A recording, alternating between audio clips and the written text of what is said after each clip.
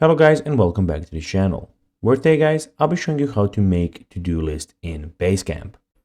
So guys, the first thing that you of course need to do is go to basecamp.com and you'll be greeted by a website that is looking similar to this one. Now when you're there, you just need to guys go and log into your profile. But guys, if you do not have one, you can always go and register to Basecamp. But guys, if you do not know how to do that, you can always go to our YouTube channel where we have plenty of how to Basecamp videos where you can see how you can do this.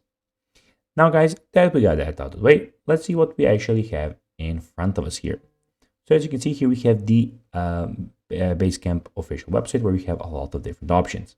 So here we have the organization where you can make a new project, or you can go and click on invite people to invite some of your friends to join this amazing platform. Here you can get started. Of course, we have the home button, which is here where all of these things are. So you have your schedule, recently visited stuff, your assignments, and all of those things. And you have the lineup where you can go and welcome to the lineup. You can see the lineup. You can add a marker and all of those things. We have pings where you can start a private chat with a person that you want.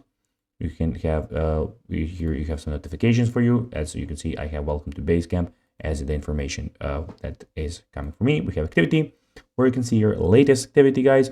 You can see everything filtered by project and so on. You have your stuff, so you can see your assignments here, your bookmarks, your schedule, your drafts, your recent activity, and your boost. And we have your find, where you can go and search for stuff.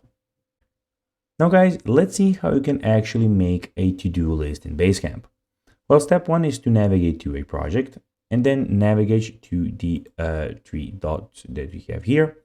Then you just need to hit new list button, which will appear here. When you're in the new list button, guys, you need to click use to-do list template, scroll down and click manage to-do list templates, and then click new template.